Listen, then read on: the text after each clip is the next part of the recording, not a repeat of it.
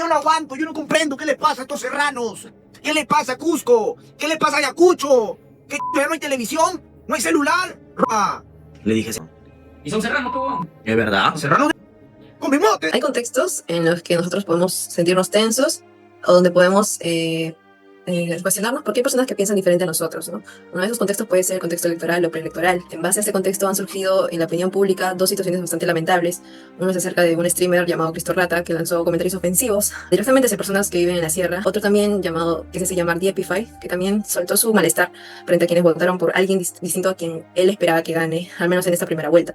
¿Cómo es que podemos analizar exactamente si estas personas son culpables o responsables de lo que han dicho? Bien, esto lo tiene que analizar un perito psicólogo y para eso hoy día vamos a conversar con el doctor Iván Terullino, quien es el especialista en estos temas y en quien recae quizás la responsabilidad de definir, ¿no? Si realmente es algo que se puede llevar a un juicio o puede salvarlo, porque ahorita actualmente el streamer Cristo Rata y también el streamer Diepify están atravesando un proceso legal, ¿no?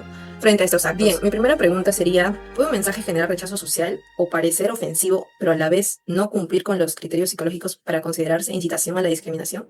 Claro, basándonos también en lo que dice el Código Penal en el artículo 323. Interesante el enfoque y sobre todo la precisión. Justo esto, cuando se inicia ya sea una denuncia de oficio, es decir, cuando no hay un ciudadano que lo active, sino la misma institución, en este caso el Ministerio Público, sé que en este caso un abogado ha hecho la denuncia, y hay algunos efectos como, por ejemplo, declararlo persona no grata en algunas ciudades.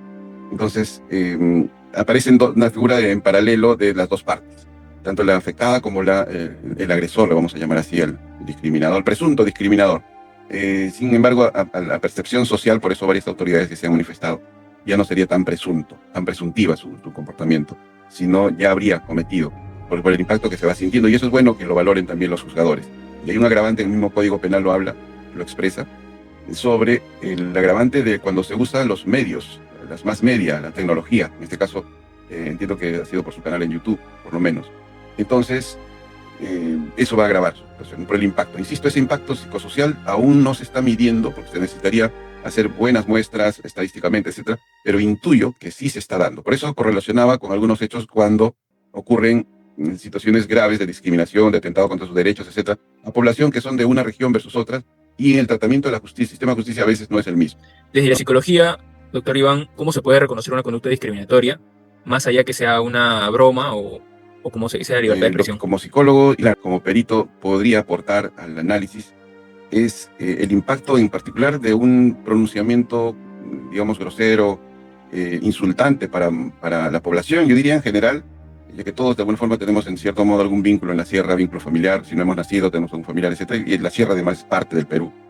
Entonces hay un acto de discriminación, de repente no con el ánimo de discriminar, pero sí con el ánimo de hacer sentir mal a un grupo que para él no habrían votado de acuerdo a lo que él esperaba, por ejemplo, ¿no? Y que eso ya denota varios aspectos, como sus ánimos manipulatorios. Es curioso, este streamer no dice a un nombre en particular, ni siquiera a un pequeño grupo, dice a los serranos, por ejemplo, ¿no? Serranos de Emelon, literalmente.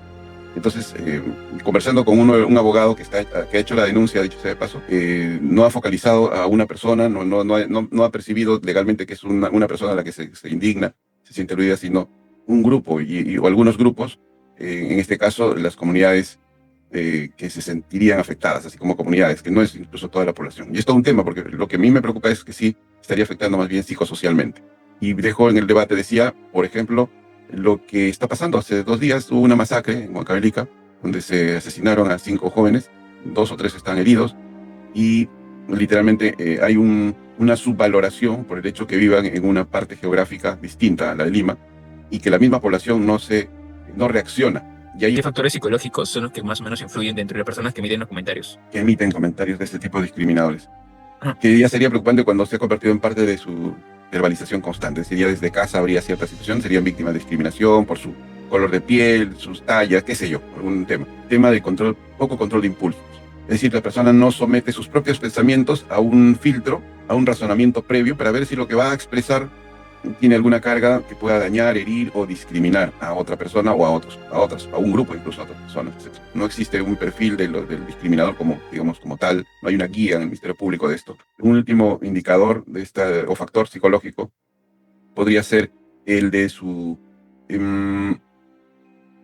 sus estigmas, digamos, con mucha carga hasta de violencia, de repente, incluso esto correlacionando con su propia historia de vida, de que ellos también han sido víctimas de bullying, han sido víctimas de algún tipo de acoso o de algún trauma, y por lo tanto, como están heridos, fácilmente pueden en el presente, han quedado estigmatizados, entre comillas, también traumados quizás, y puedan estar aflorando con la búsqueda de traumatizar o estigmatizar a otras personas. ¿Qué indicadores analiza un perito de parte para evaluar si hubo intención discriminatoria o solamente fue una expresión exagerada? Claro, esa es una buena pregunta. ¿Dónde está el límite entre exagerar o discriminar?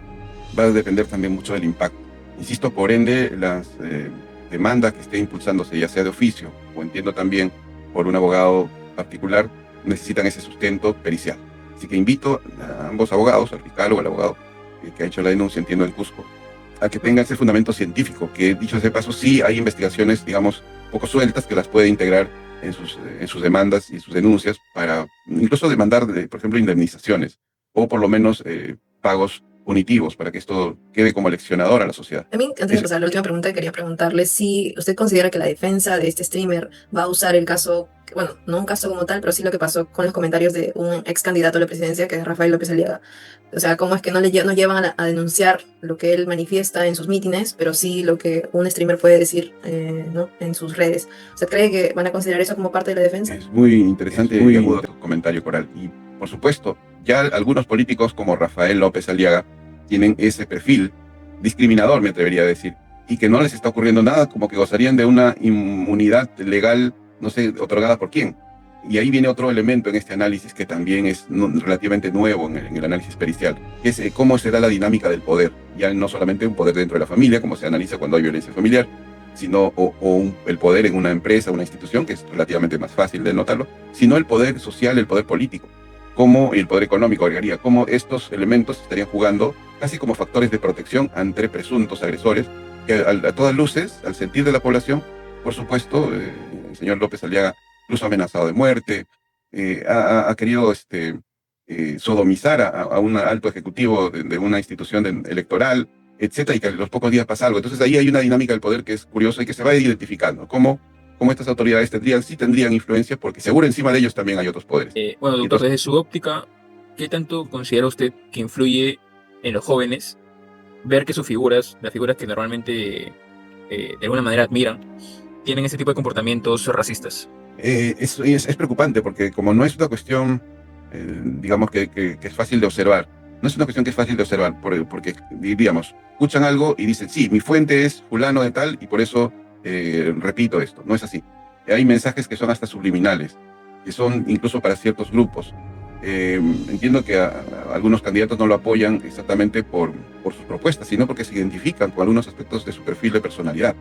Algún candidato he escuchado decir que diga las cosas que piensa, o sea, que sea franco, directo, que no le importe lo que el resto piensa. Por ejemplo, hay algún candidato que tiene y es fácil, incluso seguro ustedes están identificándolo, sin que yo haya dicho su nombre, y entonces se sienten identificados y replican. Por lo tanto, los políticos, las personalidades, los personajes mediáticos, incluso en la farándula algunos tienen su buen grupo de seguidores, los youtubers, ni que decir, streamers, que dependiendo por supuesto de la cantidad de vistas, etcétera, se puede más o menos predecir cuánta población lo sigue. Influyen en la población, influyen en la mente. Nuestras mentes no son sistemas cerrados, todo el tiempo el cerebro ha evolucionado para aprender todo el tiempo. Por eso también la responsabilidad es de tipo individual. Cada uno... Doctor, y para cerrar, ¿qué considera usted que se puede hacer como sociedad en los diferentes niveles de sociedad, entre las autoridades, para poner, digamos, mano dura en cuanto a estos comportamientos, y entre la sociedad, tanto jóvenes como los mismos streamers en estos casos que tienen libertad de opinión? ¿Qué se puede hacer para no seguir normalizando este tipo de comportamientos? Sí, por un lado, la educación, la formación, que es continua y para toda la vida. No me refiero incluso solo al colegio, a la universidad, me refiero a una actitud de un aprendiz constante. Eso es clave para todo ser humano. Haga lo que haga, se dedique de ese tiempo para seguir aprendiendo. No solamente mediante los libros, mediante buenas conversaciones, mediante la actitud curiosa de estar observando la realidad, es fundamental.